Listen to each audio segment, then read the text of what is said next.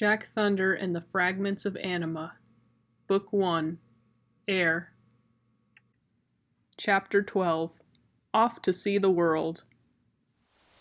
Jack Thunder woke up bright and early the next morning. He had no time to listen to the rain outside today. Today was going to be an exceptionally busy day. He threw himself off the bed, quickly getting himself dressed and grabbing Stormbringer from its position against the bedpost.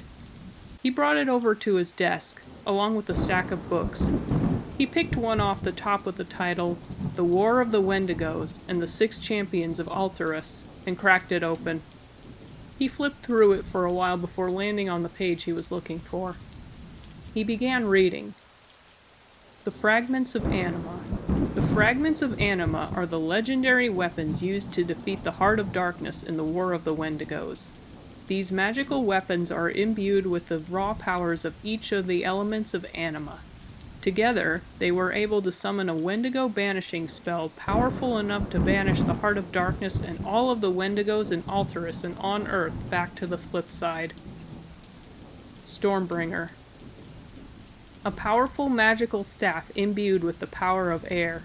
It was created and wielded by San, a Tengu peasant who forged it from black metal, air crystals, and a bolt of lightning from atop Mount Tempest. With one wave, it could summon a tornado powerful enough to rip through the countryside like tissue paper. The Sea Stone. A gem bathed in the magic of the Sea of Forever. It was wielded by Mallow the Maelstrom, a siren who specialized in hand-to-hand combat. It had the power to raise and lower the tides to the wielder's will. Terra. A magical axe formed from the branches of Yggdrasil.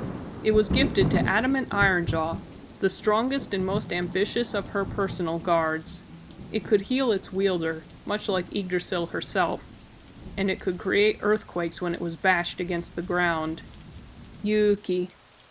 A katana forged from the fires of the Temple of the Four Flames. It was forged and wielded by Altaria of Foxfire, formerly a low-ranking priestess in the temple who used her martial arts skills in the fight against the Wendigos. The weapon could both harm and heal, slicing through enemies with a flaming blade or burning away diseases with its potent flames. Excalibur. A broadsword imbued with the magic of one pure Eternus. When the war began, this demigod of youth sacrificed their youthful magic to empower Excalibur, aging them in the process. Like Yuki, Excalibur has both the power to hurt and heal, one of its abilities being the power to enlighten opponents and sway them over to the wielder's side. Lethal Joke. A dark-powered grenade launcher originally designed for fireworks shows. The Great Strombolio, a performer in the Circus of Shadows, crafted it out of scraps of dismantled carnival rides. When he used it to successfully fend off a Wendigo invasion, he refilled it with laughing gas-filled grenades and bathed it in powerful dark magic.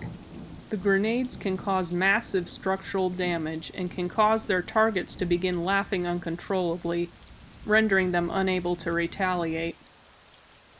Well, Jack Thunder already had Stormbringer at his side. That was 1 down, 5 to go.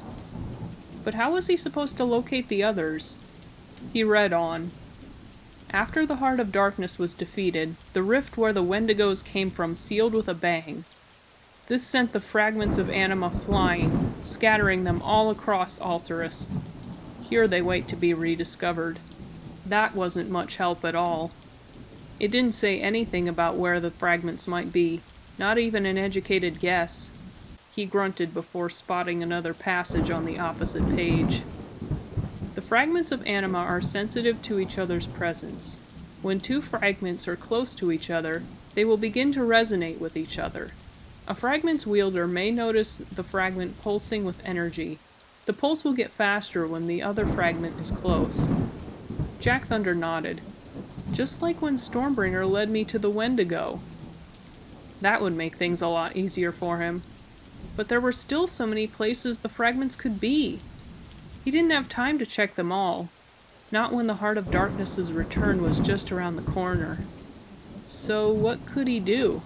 Jack Thunder sighed and looked over to his staff. To his surprise, the stone in the center was glowing, pulsing ever so slowly. The glow was different than before, though. Instead of the straight green it was when it sensed the Wendigo's presence, it was a deep indigo with overtones of peacock green.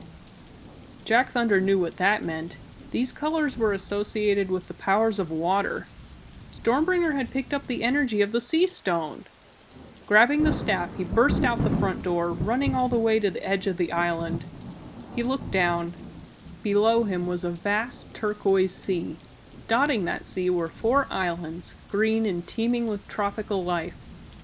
Not far from these islands, Jack Thunder could see the edge of Pandora, the land that made up the nursery rhyme district to the west. He felt a pull from Stormbringer going straight down. The staff was directing him to the turquoise archipelago. The storm gremlin made haste back to his house and began packing supplies. There was no time to waste. The crew was going on a tropical vacation. Alterus was counting on it.